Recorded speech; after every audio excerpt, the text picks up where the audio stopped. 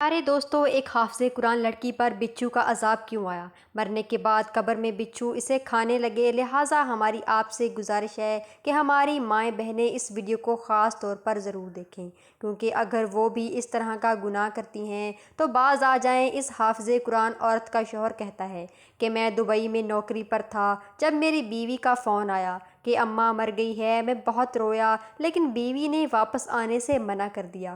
کہنے لگی اتنے پیسے لگا کر تمہیں بھیجا تھا، میں خود تدفین کروا دوں گی۔ اور پھر میری بیوی نے تدفین کرا دی۔ 2 سال بعد جب میں واپس پاکستان لوٹا تو میرا دل غم سے بوجھل تھا۔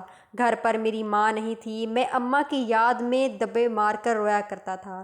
یہ بنگلہ نما گھر میں میری بیوی نے بنوایا تھا۔ رات ہوئی تو اچانک رات کو مجھے رونے کی آوازیں آنے لگی۔ میں چونک کر اٹھ گیا اور چلتے چلتے میں اس گھر کے تہہ خانے تک پہنچ گیا۔ یوں ہی دروازہ کھولا تو آگے کا منظر دیکھ کر میری چیخیں نکل گئیں، کیونکہ میری اماں مر گئی ہیں۔ اعجاز، اماں کا انتقال ہو گیا ہے، یہ وہ الفاظ تھے جنہوں نے میرے قدموں تلے سے زمین نکال دی تھی۔ کتنے لمحے میں بے یقینی کے عالم میں کھڑا رہا، پھر دوبارہ سے شازیہ کی آواز گونجی، اعجاز سن رہے ہو نا، اماں کا انتقال ہو گیا ہے۔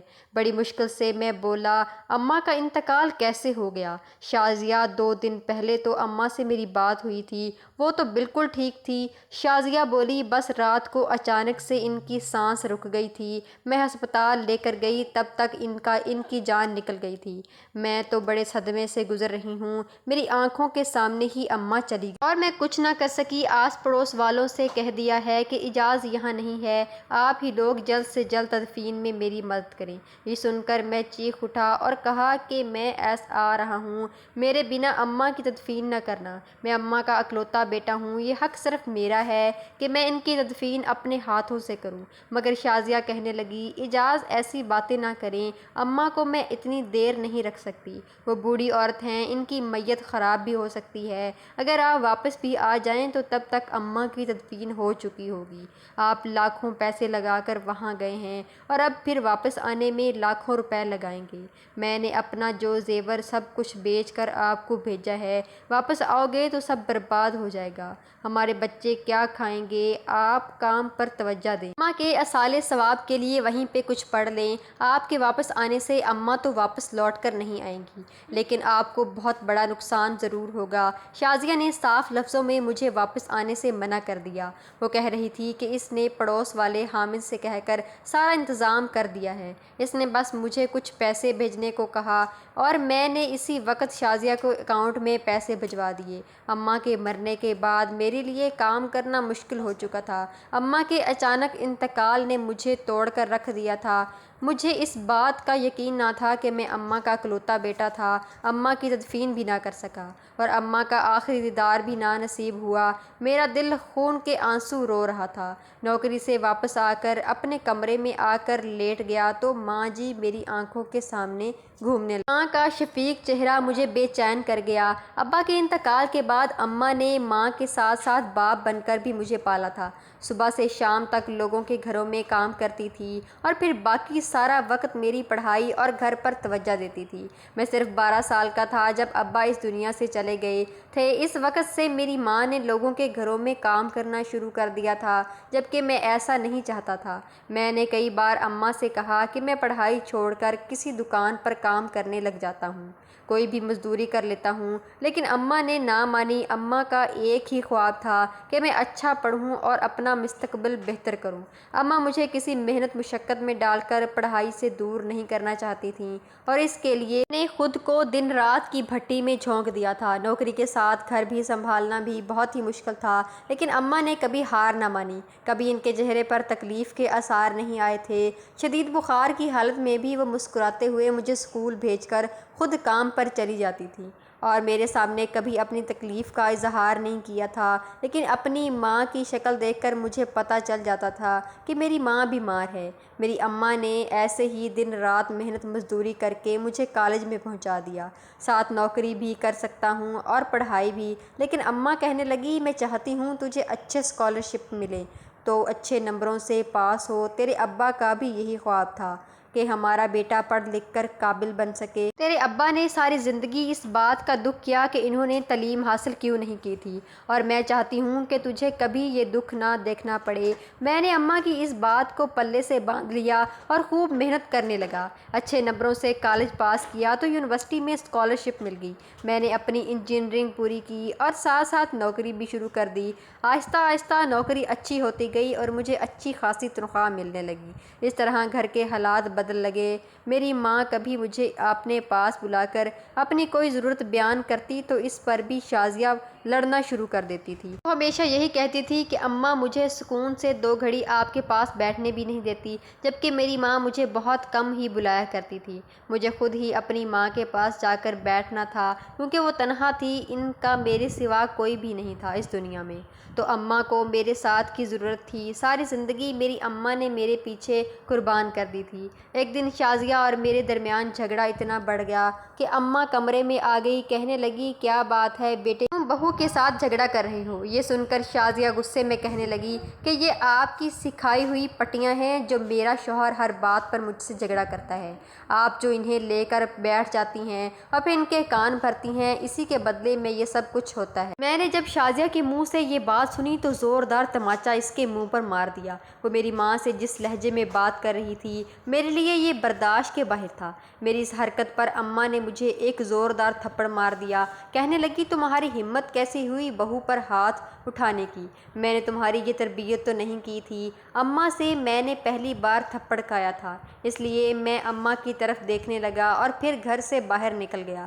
سارا دن سڑکوں پر گھومتا رہا، آنکھوں میں آنسو تھے اور دل غم سے بھرا ہوا تھا۔ میری بیوی نے میری ماں سے جو بدتمیزی کی تھی وہ لفظ میرے کانوں میں گونج رہے تھے۔ مجھے شازیہ پر اس قدر غصہ تھا کہ میرا گھر واپس جانے کو دل ہی نہیں چاہ رہا تھا۔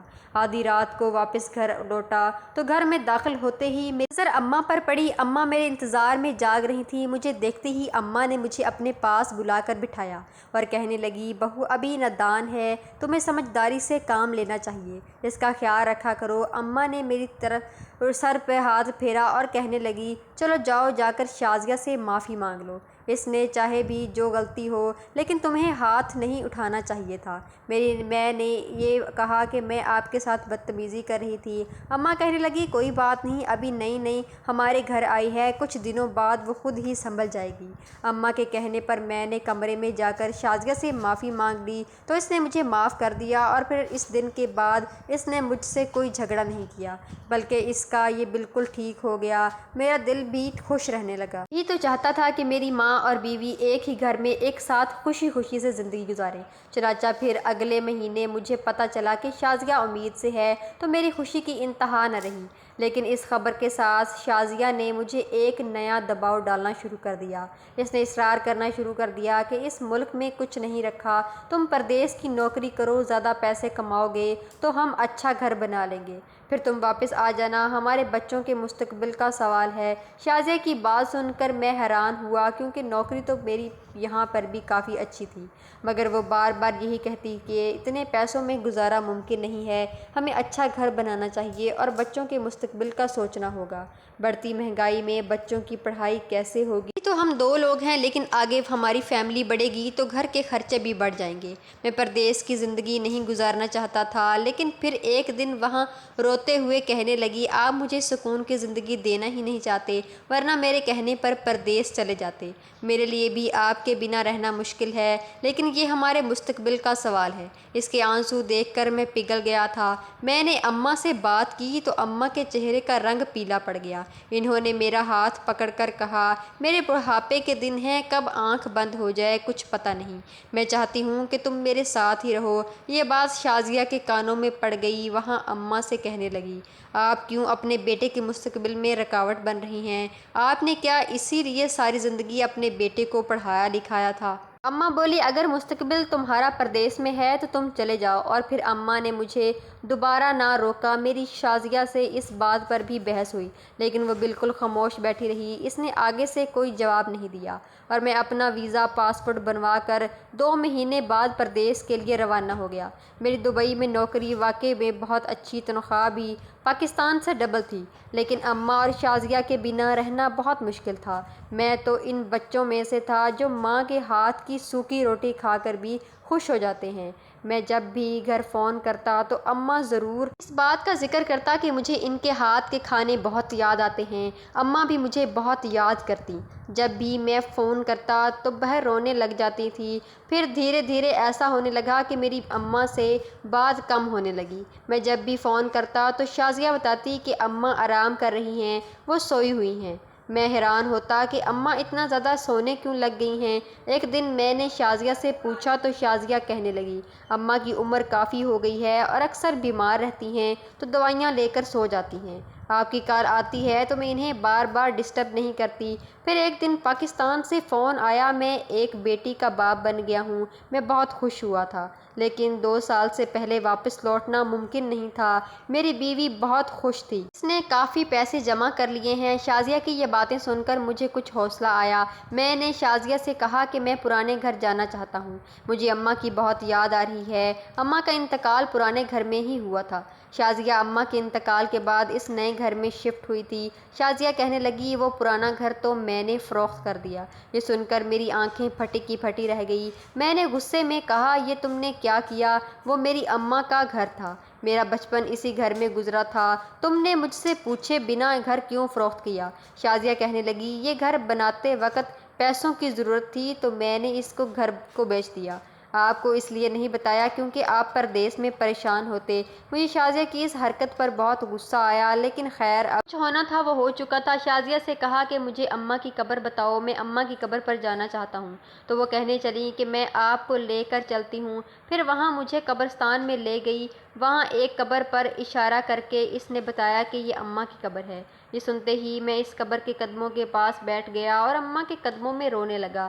اماں سے معافی مانگی کہ میں کتنا بد نصیب ہوں، بد قسمت ہوں جو ماں کے جنازے کو کندھا بھی نہ دے سکا۔ قبرستان سے جب میں واپس گھر لوٹا تو میرا دل غم سے بوجھل تھا۔ شازیہ کہنے لگی، آپ تھوڑا سا آرام کر لیں۔ پھر میں اپنی بیوی کے ساتھ اپنے کمرے میں چلا گیا۔ جیسے ہی صبح آنکھ کھلی، میری آنکھوں نے جو منظر دیکھا، میری قدموں تلے سے زمین کھنچ گئی۔ میری آنکھیں پھٹی کی پھٹی رہ گئی۔ میری بیوی اوندھے منہ نیچے زمین پر پڑی ہوئی تھی۔ جب میں نے بستر سے اٹھ کر اسے سیدھا کیا تو اسے دیکھ کر میری جان نکل گئی، کیونکہ وہ اس دنیا سے جا چکی تھی۔ میں نے جلدی سے اسے گاڑی میں لٹایا اور بڑے ہسپتال میں لے گیا۔ وہاں ڈاکٹروں نے چیک کیا تو انہوں نے بتایا اسے رات کو ہارٹ اٹیک ہوا ہے، جس کی وجہ سے وہ کافی گھنٹوں پہلے ہی مر چکی ہے۔ ابھی میں اماں کے غم سے نکلا بھی نہیں تھا کہ ایک اور غم مجھ پر ٹوٹ پڑا۔ پھر میں نے صبر اور ہمت کر کے اپنی بیوی کی تدفین کی۔ تدفین کے بعد کافی دیر قبرستان میں بیٹھا روتا رہا۔ کبھی میں اپنی ماں کی قبر پر دیکھتا، اس پہ روتا، اور کبھی اپنی بیوی کی قبر کو۔ لیکن پھر اچانک مجھے اپنی بچی کا خیال آیا۔ اس کی خاطر میں اپنے گھر لوٹ آیا۔ میں نے رات کو اپنی بچی کو بڑی مشکلوں سے سنبھالا۔ جلدی اٹھا، نماز فجر ادا کی اور اپنی بیٹی کو لے کر قبرستان جا پہنچا۔ لیکن جیسے ہی میں اپنی بیوی کی قبر پر گیا تو یہ دیکھ کر میں حیران رہ گیا کہ میری بیوی کی قبر کے اندر بہت بڑا جانور، ایسا لگ رہا ہے جیسے کسی جانور نے پنجے مار مار کر میری بیوی کی قبر کو کھولا ہو۔ ابھی میں یہی دیکھ ہی رہا تھا کہ اچانک قبر میں سے ایک بچھو نکلا، جس کے منہ اور پنجوں پر خون لگا ہوا تھا۔ وہ مجھے دیکھتے ہی وہاں سے بھاگ گیا۔ میں اور میری بیٹی یہ منظر دیکھ کر ڈر گئے۔ میں نے قبر کے سوراخ بند کر دیے اور رونے لگا، سوچنے لگا میری بیوی نے ایسا کیا گناہ کیا تھا جسے اتنی بھیانک سزا ملی ہے۔ دوسرے دن پھر قبر پر گیا تو وہی پہلے والا منظر تھا، اور آج ایک بچھو نہیں بلکہ 2 بچھو قبر سے باہر نکل کر ڈر کر بھاگ رہے تھے۔ قبر دوبارہ بند کر دی۔ سوچنے لگا اب شازیہ کی میت کہاں بچی ہوگی، بچھو اسے پوری طرح کھا چکے ہوں گے۔ میں استغفار پڑھتا ہوا گھر واپس آ گیا اور ساری رات خوف سے مجھے نیند نہیں آ رہی تھی۔ جب رات کے 2 بجے ہر طرف خاموشی تھی، اچانک مجھے کہیں سے سسکیوں اور ہچکیوں کی آواز محسوس ہونے لگی۔ میں ان ہچکیوں کا پیچھا کرتا ہوا جب ان کی طرف گیا تو وہیں سے یہ آواز آ رہی تھی۔ وہاں ایک کمرہ بنا ہوا تھا۔ آج میں پہلی بار یہاں آیا تھا۔ میں نے جیسے ہی دروازہ کھولا تو آگے کا منظر دیکھ کر میری چیخیں نکل گئیں، کیونکہ میرے سامنے میری ماں پڑی تھی جو سوکھ کر کانٹا ہو چکی تھی۔ اس میں صرف کچھ سانسیں باقی تھیں۔ میں نے جلدی سے ماں کو اٹھایا اور اپنے کمرے میں لے آیا، پھر وہاں سے ہسپتال لے گیا۔ کچھ دن میری ماں ہسپتال میں رہی اور اماں بولنا شروع ہو گئی۔ اماں کو میں واپس گھر لے آیا اور اماں سے پوچھا، اماں مجھے تو شازیہ نے بتایا تھا کہ آپ مر گئی ہیں، تو آپ کو تہہ خانے میں کس نے بند کیا تھا؟ تو اماں نے جب مجھے ساری حقیقت بتائی تو مجھے اس بات کی سمجھ آ گئی کہ شازیہ پر بچھو کا عذاب اللہ نے کیوں نازل کیا تھا۔ وہ کتنی ظالم عورت تھی، وہ انسان نہیں تھی۔ اماں نے بتایا، جو تھپڑ تم نے اسے میرے سامنے مارا تھا، تب سے وہ میری جان بھی دشمن بن گئی تھی۔ تمہارے جانے کے بعد اس نے مجھ پر کئی ظلم کیے، مجھے دو دن تک کھانا نہیں دیتی تھی۔ نئے گھر میں آئی تو اس نے مجھے اس تہہ خانے میں بند کر دیا اور کہتی تھی، جس دن تو تڑپ کر مرے گی تو یہی تجھے دفن کر دوں گی۔ مگر ظالم کرنے والا یہ نہیں سوچتا کہ اوپر اللہ کی جو ذات بیٹھی ہے، وہ جب انصاف کرنے پر آتا ہے تو ظالم خود اپنے گھٹنے دیکھ دیتا ہے۔ وہ مجھے مارنا چاہتی تھی، مگر وہ جانتی نہیں تھی کہ اس کی موت میرے سے پہلے ہو جائے گی۔ میں نے اپنی ماں کو گلے سے لگایا اور شازیہ پر جو عذاب نازل ہوا تھا وہ بتایا اور کہا، اماں اللہ انصاف کرنے والا ہے۔ جو ظالم اس نے تجھ پر کیے تھے، اس نے بچھو کا عذاب نازل کر کے بدلہ لے لیا۔ وقت گزرنے کے ساتھ اماں مکمل صحت یاب ہو گئی اور میری دوسری شادی کرا دی۔ میری یہ بیوی اماں میری بیٹی اور میرا بہت خیال رکھتی تھی۔ میں سوچتا تھا کہ اللہ نے صحیح میں مجھے نیک بیوی عطا کی ہے۔ میں اپنی زندگی اپنی اماں کے ساتھ ہنسی خوشی گزارنے لگا۔